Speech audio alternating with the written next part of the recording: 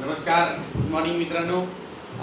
आज आपण 12th science फिजिक्सचं सगळ्यात पहिले युनिट रोटेशनल डायनॅमिक्स, जे का आता या वर्षीपासून महाराष्ट्र स्टेट बोर्डचा सिलेबस चेंज झालेला आहे, तर त्या पद्धतीने स्टेट बोर्डच्या सिलेबसमधलं हे सगळ्यात पहिलं टॉपिक रोटेशनल डायनॅमिक्स.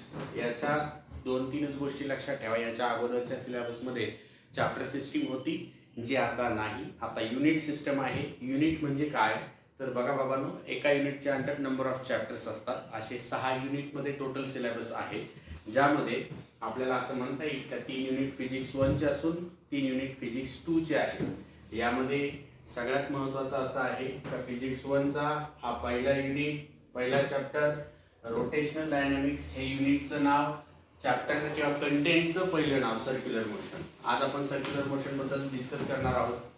बाबांनो, सगळ्यात पहिले हे महत्त्वाचं आहे का what does it mean by circular motion. आता मोशनचे नंबर ऑफ टाइप्स आहेत ना.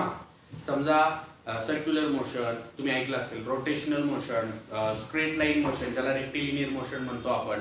त्याच्यानंतर आपण म्हणू शकतो का प्रोजेक्टाईल मोशन. प्रोजेक्टाईल मोशन नंतर आपण बरेचसे सांगू शकतो का सिंपल हार्मोनिक मोशन पण असतं बघा, ऑसिलेटरी मोशन जसं आपण म्हणतो. असे n number of types of motion आहे आणि बऱ्यापैकी आपण या चॅप्टरमध्ये त्याचा अभ्यास करणार आहोत. बाबांनो, त्यातलं सगळ्यात पहिलं सोपं सर्क्युलर मोशन.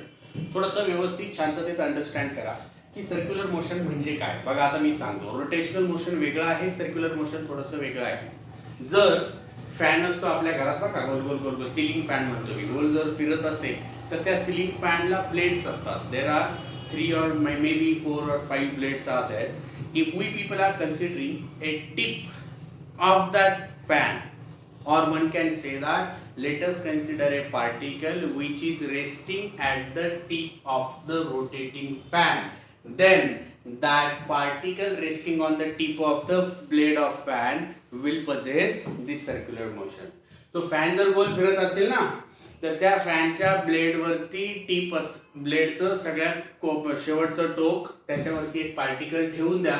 तो पार्टिकल कसं मोशन परफॉर्म करेल, सर्क्युलर मोशन. आता तुम्ही म्हणाल का हो सर, आम्हाला हे कळलं नाही की तुम्ही पूर्ण फॅनच का नाही म्हटले सर्क्युलर मोशन. आता मी तुम्हाला थोडंसं व्यवस्थित समजावून सांगतो.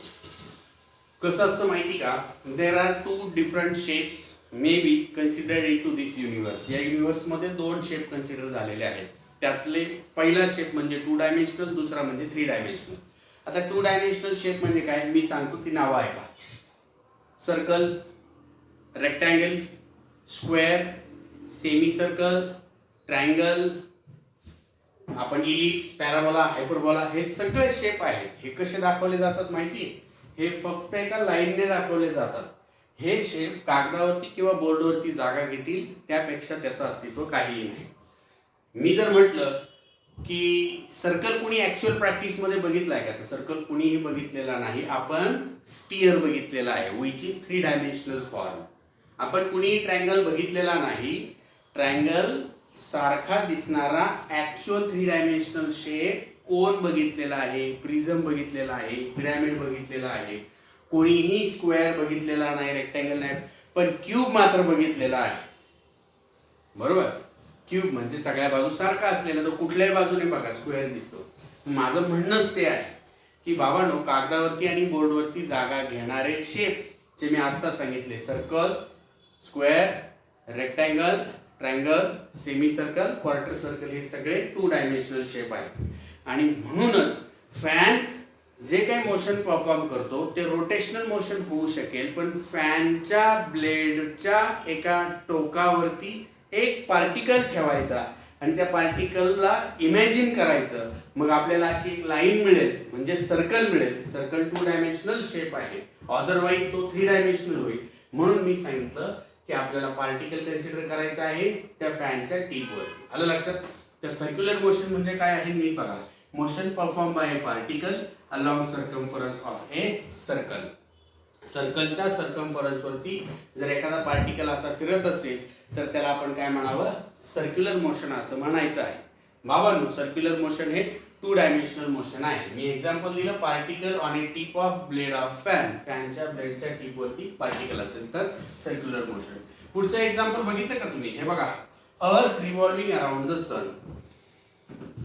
आपली अर्थ या सनच्या अराउंड फिरत असेल तर ती अप्रॉक्सिमेटली 365 डेजमध्ये मोशन कंप्लीट करते आणि असं कन्सिडर केलं जातं की ते अर्थचं या सनच्या अराउंडचं मोशन कसं आहे, सर्क्युलर आहे. ॲक्च्युली ते सर्क्युलर नाही, कारण अर्थ आपली मे बी त्याच्यामध्ये आता मी कन्सिडर करा असं सांगतो, आपण कन्सिडर करतो का 365 दिवसात ही आपली अर्थ सूर्याभोवती एक पूर्ण चक्कर म्हणजे एक सर्कल पूर्ण करते. आता त्या पृथ्वीचा शेप हा इलिप्टिकल आहे, म्हणजे त्याच्या पोल्सला थोडीशी बेंड झालेली आहे आणि त्याच्यामुळे ही अर्थ सर्क्युलर नाही आणि त्यामुळे अर्थला या सनच्या अराउंड चक्कर मारताना किंवा गोल फिरताना 365 दिवसांपेक्षा जास्त वेळ लागतो आणि तो वेळ कंपेन्सेट करण्यासाठी आपण आपल्या अर्थवरती लीप इयर कन्सिडर करतो, म्हणजे फेब्रुवारी महिन्यात एक दिवस आपण वाढवून घेतो. हे सगळं कशामुळे आहे, अर्थचा शेप इलिप्टिकल, अर्थ सूर्याभोवती फिरते आणि त्या शेपमुळे त्या फिरण्यासाठी पूर्ण सर्कल फिरण्यासाठी लागणारा वेळ हा परफेक्ट 365 नाही आणि ते कंपेन्सेशन व्हायला पाहिजे, म्हणून leap year. 2020 is a leap year. मग आपण म्हणू शकतो का लीप इयर कोणतं, ज्या इयरला 4 ने डिवाइड कम्प्लीट करता येतं ते सगळं लीप इयर. हे डोक्यात ठेवा, बाकी काही सांगायची गरज नाही. ऐका ना, आता मुद्दा काय, अर्थ रिव्हॉल्विंग अराउंड द सन. हे काय आहे, सर्क्युलर मोशन. तुम्ही म्हणाल का सर तुम्ही डेफिनेशन सांगताना इथे काय बोलले, particle. Earth is a particle. अर्थ जर पार्टिकल असेल तर मग पार्टिकल तर कोण असतो, जो सगळ्यात छोटा आहे. अर्थ हा काय पार्टिकल होऊ शकत नाही, बरोबर आहे ना. मी कुठे नाही म्हटलं अर्थ पार्टिकल नाहीये, पण तुम्ही नीट विचार करा, अर्थ रिव्हॉल्विंग अराउंड द सन. या सगळ्या पूर्ण एक्झाम्पल मध्ये अर्थ पार्टिकल कसा होतो हे सांगतो मी तुम्हाला. अर्थ मोठी आहे मान्य आहे, सन अर्थच्या फार खूप काहीतरी मोठा आहे मान्य आहे. अर्थ सन भोवती सर्क्युलर फिरते, याच्यामध्ये अर्थ आणि सन मधलं डिस्टन्स किती आहे सांगा, कितीतरी जास्त आहे, खूप आहे ना. ते एवढं जास्त डिस्टन्स आहे कम्पेअर टू द साईज.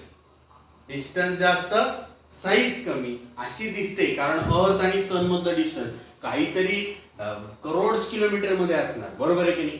आणि मग असं जर एवढं डिस्टन्स असेल तर त्या डिस्टन्सच्या पुढे अर्थची साईज फार छोटी आहे, म्हणून अर्थ या केसमध्ये पार्टिकल होऊ शकते. For example, let us say myself is Yuvraj Karad, I am the lecturer of physics, and if I am moving from central bus stop to the central railway station of Nashik. मी नाशिकच्या CBS वरून नाशिकच्या railway स्टेशनला गेलो. असं समजा की हे सगळं डिस्टन्स 4 किलोमीटर आहे आणि मी माझ्या कारमध्ये गेलो, तर 4-5 किलोमीटरसाठी कार पार्टिकल होऊ शकणार नाही. पण उद्या मी हेच काय काम केलं, मी माझी कार घेतली, नाशिकवरून मी गेलो बँगलोरला. माझ्या कारची साईज आणि बँगलोर पर्यंतचं डिस्टन्स, यामध्ये डिस्टन्स फार जास्त आहे आणि डिस्टन्सच्या कंपॅरिझनला कार छोटी आहे. मग त्या केसमध्ये माझी कार पार्टिकल होईल. नाशिक टू बँगलोर माझी कार पार्टिकल, पण Nashik central bus stop to Nashik railway station कमी अंतर असल्यामुळे ते काय होईल बरं, 100% पार्टिकल होणार नाही. तो हे लक्षात ठेवा. पार्टिकल कोणाला म्हणायचं, पार्टिकल ज्याच्या भोवती फिरतोय ते डिस्टन्स जर पार्टिकलच्या साईज पेक्षा जास्त असेल तर त्या केसमध्ये तो पार्टिकल होईल. आलं लक्षात, हे डोक्यात ठेवायचं आहे. ओके, माझी कार, लक्षात ठेवा, पुन्हा एकदा सांगतो, कार कुठून गेली, railway station central bus stop, bus station पासून रेल्वे स्टेशन पर्यंत गेली, मग डिस्टन्स कमी आहे. मग या केसमध्ये माझी कार पार्टिकल होऊ शकत नाही. पण हीच उद्या माझी कार नाशिकवरून बँगलोरला गेली तर कारच्या साईज पेक्षा डिस्टन्स खूप आहे, त्या केसमध्ये 100% माझी कार पार्टिकल होणार आहे. असो, तुम्हाला कळलं असेल सर्क्युलर मोशन, तर मी पुढे येतो. एखादं मोशन रिप्रेझेंट केलं जातं, एक्सप्लेन केलं जातं, सांगितलं जातं, व्यवस्थित पद्धतीने मांडलं जातं. आणि ते मांडण्यासाठी काय गरजेचं असतात, तर कॅरेक्टरिस्टिक्स गरजेच्या असतात. तर त्या कॅरेक्टरिस्टिक्स मध्ये सगळ्यात महत्त्वाचं काय आहे, सर्क्युलर मोशन रिप्रेझेंट करायचे. मोशन रिप्रेझेंट करताना डिस्प्लेसमेंट, वेलोसिटी आणि ऍक्सेलरेशन अशा 3 गोष्टी आपल्याला लागणार आहेत. आलं लक्षात, म्हणजे सर्क्युलर मोशन तुम्हाला सांगायचं आहे. सर्क्युलर मोशन सांगण्यासाठी डिस्प्लेसमेंट, वेलोसिटी आणि ऍक्सेलरेशन लागेल. आता 2 मिनिटं तुम्ही मी काय लिहिलेलं आहे तेवढं बघा.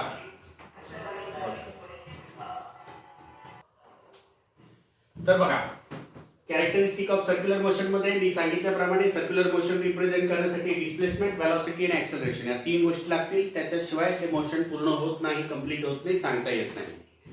आता तुम्ही म्हणाल हे वेगळं काही नाही सर, आम्ही ऐकलेलं आहे याच्या अगोदर. हो ऐकलेलं ना, बरोबर आहे ना. मग आता नीट आहे का, सर्क्युलर मोशन 2 टाईपचं, म्हणजे सर्क्युलर मोशनला जाण्याच्या अगोदर मी काय बोललो, मोशन साठी गरजेचं डिस्प्लेसमेंट, व्हेलॉसिटी, ऍक्सेलरेशन आहे. हे तुम्ही कुठं ऐकलंय माहितीये? आतापर्यंत तुम्ही बघितलं असेल रेक्टिलिनियर म्हणजे स्ट्रेट लाईन मोशन मध्ये हे सगळं ऐकलेलं आहे. आणि त्या स्ट्रेट लाईन मोशन मध्ये हे तुम्ही ऐकलेलं आहे. हो तेच इकडे आहे, पण थोडंसं वेगळं आहे, थोडंसं, जास्त नाही. तेवढं डोक्यात ठेवायचं फक्त. दोघांनाही कम्पेअर करून सांगतो मी, म्हणजे टेन्शन येणार नाही. बघा, जर स्ट्रेट लाईन मोशन असेल, स्ट्रेट लाईन म्हणजे काय, एखादा पार्टिकल, एखादी बॉडी सरळ रेषेत चालली तर त्या मोशनला स्ट्रेट लाईन मोशन म्हणतात. त्याच्यामध्ये डिस्प्लेसमेंट एस ने दाखवतात, व्हेलॉसिटी व्ही ने दाखवतात आणि एक्सेलरेशन ए ने दाखवतात. डिस्प्लेसमेंट म्हणजे distance between two end positions, सुरुवात आणि शेवट यांच्यातलं डिस्टन्स म्हणजे कोण असतं, डिस्प्लेसमेंट असतं. व्हेलॉसिटी कोण असते, तर ती नेहमी लक्षात ठेवा, हा डिस्प्लेसमेंट डिवायडेड बाय टाइम म्हणजे व्हेलॉसिटी असते. आणि एक्सेलरेशन कोण असतं, तर व्हेलॉसिटी अपॉन टाइम. हे तुम्ही बघितलेलं आहे. पुन्हा एकदा सांगतो, स्ट्रेट लाईन मोशन मध्ये तुम्ही बघितलेलं displacement it is the distance between two end position, सुरुवात आणि शेवटच्या पॉइंट मधलं अंतर म्हणजे डिस्प्लेसमेंट, व्हेलॉसिटी म्हणजे डिस्प्लेसमेंट अपॉन टाइम, एक्सेलरेशन म्हणजे व्हेलॉसिटी अपॉन टाइम. व्हेलॉसिटीचं युनिट आहे मीटर पर सेकंड, एक्सेलरेशनचं युनिट आहे मीटर पर सेकंड स्क्वेअर आणि डिस्प्लेसमेंटचं मीटर आहे. हे सगळं तुम्ही बघितलेलं. इकडे सुद्धा डिस्प्लेसमेंट आहे, पण ते इंडिकेट करताना ते सर्क्युलर म्हणजेच अँग्युलर डिस्प्लेसमेंट आहे हे लक्षात ठेवा. सर्क्युलर म्हणजे अँग्युलर, डोक्यात ठेवायचं, 2 वेगळे वर्ड आहेत. सर्क्युलर डिस्प्लेसमेंट, इकडे स्ट्रेट लाईन डिस्प्लेसमेंट ज्याला लिनियर डिस्प्लेसमेंट म्हणायचं होतं एस ने, इकडे सर्क्युलर डिस्प्लेसमेंट थिटाने. इकडे आपण व्हेलॉसिटी जी लिनियर व्हेलॉसिटी व्ही असायची ती इकडे अँग्युलर व्हेलॉसिटी आहे, ती ओमेगाने इंडिकेट करतात. इकडे बाबांनो लिनियर एक्सेलरेशन ए, इकडे अँग्युलर एक्सेलरेशन अल्फा आहे. एवढं बदल लक्षात ठेवा सरळ. आता मी तुम्हाला हे सांगितलं, आता हे सांगतो बघा. सर्क्युलर मोशन मध्ये सर्क्युलर म्हणजे कोण, अँग्युलर डिस्प्लेसमेंट म्हणजे काय, अँग्युलर व्हेलॉसिटी म्हणजे काय, अँग्युलर एक्सेलरेशन म्हणजे काय, ते जरा समजून सांगतो. जरा नीट बघा. सगळ्यात पहिले डिस्प्लेसमेंट. कोणतं डिस्प्लेसमेंट, अँग्युलर डिस्प्लेसमेंट. अँग्युलर म्हणजे कोण, सर्क्युलर डिस्प्लेसमेंट. काय म्हणणं काय आहे याचं बघा. एक काम करा, एक पार्टिकल घ्या, तो पार्टिकल या सर्कलच्या सर्कम्फरन्स वरती फिरत आहे असे कन्सिडर करा. पार्टिकल ए पोझिशनला होता, पार्टिकल गेला बी पोझिशनला, पार्टिकल सर्कम्फरन्स वरती चालला. किती डिस्प्लेसमेंट चालला तर ते आपल्याला मोजता येणार नाही. आपण काय म्हटलं, सर्कल मध्ये डिस्प्लेसमेंट हे मोजताना ते कशात मोजलं जावं, थिटा मध्ये मोजलं जावं. कशात मोजलं जावं, थिटा मध्ये. सर्कल लक्षात ठेवा, सर्क्युलर मोशन मध्ये डिस्प्लेसमेंट थिटाने मोजणार. समजा हा पार्टिकल ए पासून बी पर्यंत गेला, तुम्ही म्हणणार आहात का 5 मीटर गेला, 2 मीटर गेला, 3 मीटर गेला, नाही म्हणणार. तुम्ही काय म्हणाल, 30 डिग्री गेला, 40 डिग्री गेला, 50 डिग्री गेला असं म्हणाल का नाही. पण त्या केस मध्ये तो डिग्री म्हणजे अँगल म्हणजे कोण झाला, अँग्युलर डिस्प्लेसमेंट झाला. आता बघा, ए पॉइंट पासून बी पॉइंट पर्यंत पार्टिकल अँटी क्लॉकवाईज परफॉर्म करत आहे. सर्क्युलर मोशन ए पासून बी पर्यंत जाताना त्याला किती डिस्प्लेसमेंट कव्हर केलं राजानो, थिटा. या सगळ्या गोष्टींमध्ये तुम्हाला लक्षात यायला पाहिजे का A position to centre, B position to centre, ही जी लाईन आहे ही काय आहे, रेडियस आहे. काय आहे, रेडियस. रेडियस सर्कलची रेडियस, म्हणून त्या रेडियसला काय म्हटलं जातं, रेडियस वेक्टर म्हटलं जातं. का, आता परत विषय येतो. स्केलर म्हणजे काय, ज्याला फक्त मॅग्नेट्यूड आहे. वेक्टर म्हणजे काय, ज्याला मॅग्नेट्यूड सोबत डायरेक्शन पण आहे. या सर्कलला रेडियस आहे 1 मीटर, 2 मीटर, 4 मीटर असेल, पण रेडियस ही नेहमी सेंटर पासून पोझिशन पर्यंत ऍक्ट होते. म्हणजे याला डायरेक्शन सुद्धा आहे, म्हणून ही काय क्वांटिटी होईल, वेक्टर क्वांटिटी होईल. म्हणून याला नुसतं रेडियस न म्हणता मी काय म्हटलं, रेडियस वेक्टर म्हटलेलं आहे. रेडियस वेक्टरची डेफिनेशन काय आहे, तर नीट बघाल की it is the distance from centre of the circle towards the circumference of circle. He radius वेक्टरची डेफिनेशन इथे लिहिली, जरा नीट लक्षात ठेवाला. रेडियस वेक्टर, रेडियस वेक्टर म्हणजे काय, it is distance from centre of the circle towards circumference of the circle. आणि म्हणून ती वेक्टर क्वांटिटी आहे हेही सांगितलं. मुद्दा काय आहे आपल्याला बघायचा आहे थिटा. मग बघा पार्टिकल सर्क्युलर मोशन परफॉर्म करतो, कुठून कुठे गेला, ए पासून बी पर्यंत गेला, किती डिस्प्लेसमेंट चालला, थिटा. काढायचा कोण, थिटा. काढण्यासाठी ज्या सर्कम्फरन्स वर चालला त्या सर्कम्फरन्स वर किती अंतर चालला, एस एवढा डिस्टन्स चालला. S is normal displacement, normal पर का लिनियर डिस्प्लेसमेंट. ओके. आर कोण, रेडियस वेक्टर. अशा केस मध्ये मला थिटा काढायचा असेल तर नॉर्मल एक फॉर्म्युला आहे आर्क ऑफ सर्कलचा. फॉर्म्युला काय नीट बघा, हा इम्पॉर्टंट आणि हा माहिती असलेला फॉर्म्युला आहे. Theta is always equals to, हा थिटा किती असतो, आर अपॉन रेडियस. आर म्हणजे कोण, एस. रेडियस म्हणजे कोण, R. Theta is equal to S upon R. इकडे हा आर जर तिकडे मल्टी डिव्हिजनला आहे एस सोबत, तिकडे मल्टिप्लिकेशनला गेला तर थिटा इंटू आर होईल, ज्याला आपण साध्या लँग्वेज मध्ये काय म्हणाल, S is equal to R theta. इकडे आलं बघा, S is equal to R theta. हेच असं उलट लिहिलंय, S is equal to R theta. But this is scalar form. हा कोण आहे, स्केलर फॉर्म. याचा काय होऊ शकेल, वेक्टर फॉर्म पण होईल. बरोबर आहे. सांगा पार्टिकल कोणत्या डायरेक्शनला चालला, अँटी क्लॉकवाईज, म्हणून डिस्प्लेसमेंट सुद्धा वेक्टर क्वांटिटी, रेडियस सुद्धा वेक्टर क्वांटिटी, दोन वेक्टर मिळून मिळणारा सुद्धा वेक्टरच असणार आहे. त्या हिशोबाने तुम्ही डोक्यात ठेवा की delta S bar is equal to delta theta bar cross R bar. याच्यामध्ये वेक्टर फॉर्म मध्ये तो असा लिहा, स्केलर फॉर्म मध्ये तो असा लिहा. आता हे सगळ्यात महत्त्वाचं आहे का तुम्ही डिस्प्लेसमेंट बघितला, अँग्युलर डिस्प्लेसमेंट थिटा बघितला, तो काढताना नीट बघायला एस अपॉन आर चा फॉर्म्युला आहे. पण इथे डिस्प्लेसमेंट काढताना कसं काढतात, एक रेग्युलर स्टँडर्ड फॉर्म्युला आहे. कोणता फॉर्म्युला आहे, delta S bar is equal to delta theta bar into R bar किंवा S is equal to R theta असा आहे. आता मला हे सांगायचं आहे का तुम्ही विचार करा का सर इकडे स्केलर इकडे वेक्टर, हे कळलं आम्हाला. आर हा वेक्टर असतो, एस पण आता ह्या कंडिशन मध्ये अँटी क्लॉकवाईज पार्टिकल चालला म्हणून वेक्टर आहे. त्यांचं पासून मिळणारी गोष्ट पण कशी असेल, वेक्टर असेल. बरोबर आहे. आता आहे का, अँग्युलर डिस्प्लेसमेंट वेक्टर क्वांटिटी आहे आणि या क्वांटिटीला मॅग्निट्यूड आहे, पण डायरेक्शन कुठे असतं तर ते माहिती करून घेण्यासाठी आपल्याला सिलेबस मध्ये काय माहिती करून घ्यायला लागेल, right hand thumb rule. Right hand thumb rule मध्ये काय, एक इमॅजिन करायचं की एक पार्टिकल आहे जो कोणतं मोशन परफॉर्म करतो, सर्क्युलर मोशन परफॉर्म करतो. ओके. आणि तो पार्टिकल ज्या सर्क्युलर मोशन परफॉर्म करतो ना, ज्या पॉइंट भोवती, त्याचं सेंटर पकडायचं बरं का असा. लिसन, पार्टिकल कोणतं मोशन परफॉर्म करतोय, सर्क्युलर. बरोबर.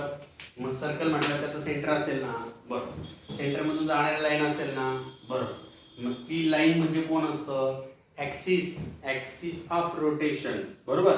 सेंटर मधून जाणारी लाईन. समजा मग तो ऍक्सिस ऑफ रोटेशन, असा फॅन आहे ना, असं गोल फिरतोय समजा. बरोबर.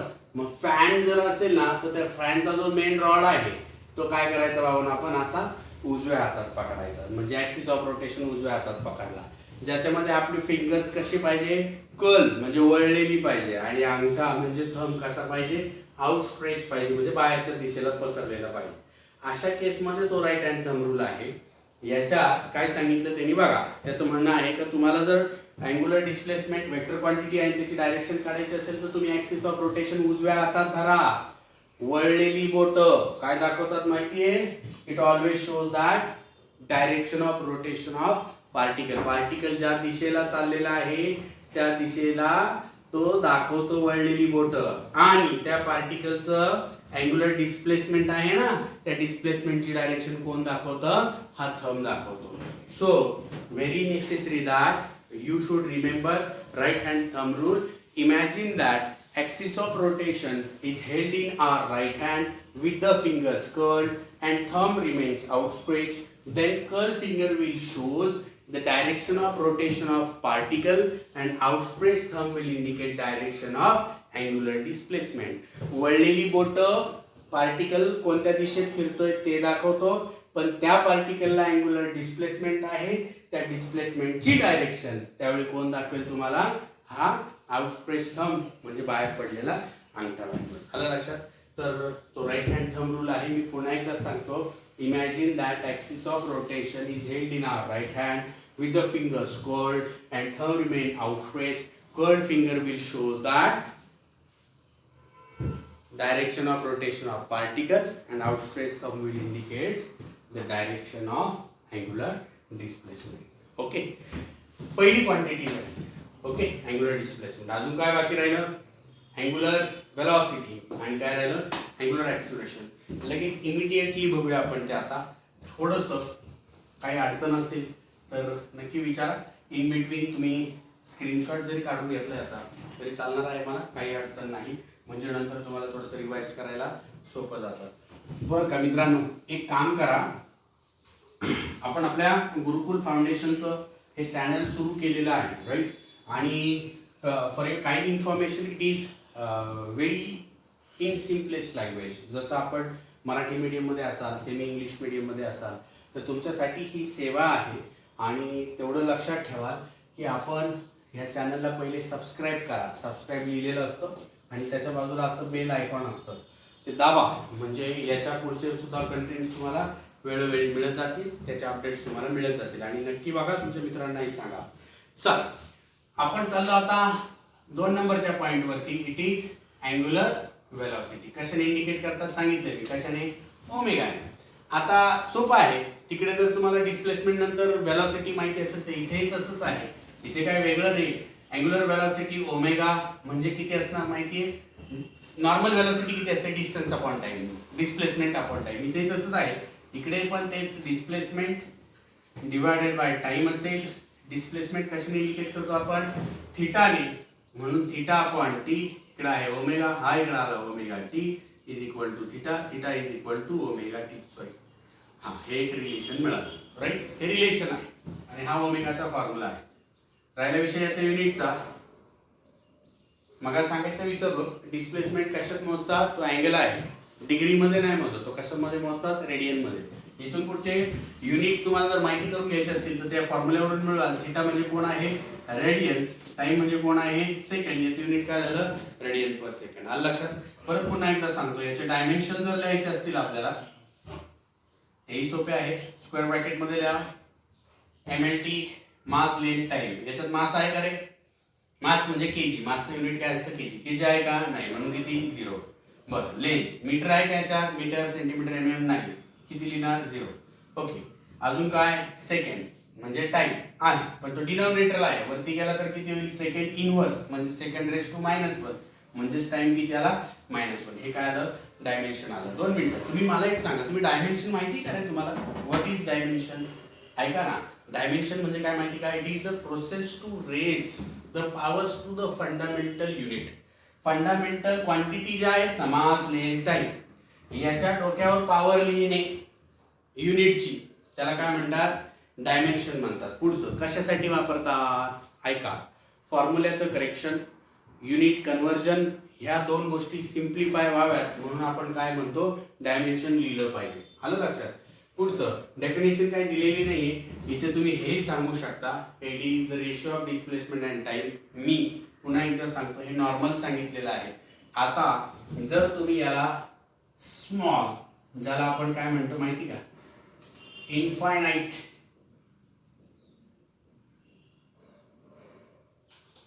इन्फिनिटेसिमल. आता इन्फिनिटेसिमल म्हणजे काय माहिती का? बघा आता, टाइम छोटा, वेळ छोटा, क्वांटिटी छोटी. जसं आपण एक ह्युमन आहे, याला किती आजार झाले ते काढायचं असेल तर माणसाच्या शरीरातलं पूर्ण ब्लड नाही काढून घेत, एक छोटासा ड्रॉप घेतात. मग तसंच आहे, एखादी क्वांटिटी एक्सप्रेस करायची असेल तर पूर्ण क्वांटिटी कन्सिडर, क्वांटिटीमध्ये पूर्ण डिस्प्लेसमेंट, पूर्ण टाइम, पूर्ण कन्सिडर होत नाही. त्याचा छोटासा फॉर्म कन्सिडर होतो आणि तो छोटासा फॉर्म कोणत्या वर्डने दाखवला गेलाय? इन्फिनिटेसिमल. आलं लक्षात? तर हे फार गरजेचं आहे. आता मी थोडंसं प्रॉपर एक्झाम्पल सांगतो. ही जी अँग्युलर वेलॉसिटी ना राजानो, डोक्यात ठेवा, ही अँग्युलर वेलॉसिटी, तुम्ही मला प्रश्न विचारा, स्केलर आहे की वेक्टर आहे? मी काय सांगेल माहिती का? ही स्केलर पण आहे आणि ही वेक्टर पण आहे. तुम्ही म्हणा असं कसं? स्केलर आहे पण लार्ज डिस्प्लेसमेंट, लार्ज टाइम साठी. पुढचं वेक्टर कधी आहे? ज्यावेळी स्मॉल डिस्प्लेसमेंट असेल, स्मॉल टाइम असेल. याचं एक बेस्ट एक्झाम्पल देऊ का? बघा, जर समजा आपण डिस्प्लेसमेंट सारख्या क्वांटिटीला सांगत असाल, बरोबर, सिरीज, समजा हे फिजिक्सचं बुक आहे, राईट. मी याला मॅग्निट्यूड आहे, डायरेक्शन पण आहे, त्या हिशोबाने जाऊ. मी हे कोणाच्या संदर्भात सांगतो तुम्हाला माहिती का? अँग्युलर डिस्प्लेसमेंटच्या संदर्भात. ओके, अँग्युलर डिस्प्लेसमेंट कशाने इंडिकेट करतात मला सांगा? आता मागास बघितलं आपण कशाने रे? Theta, right. हे फिजिक्सचं बुक आहे, जुन्या सिलेबसचं आहे. हे असं तुमच्या समोर दिसतंय, बरोबर.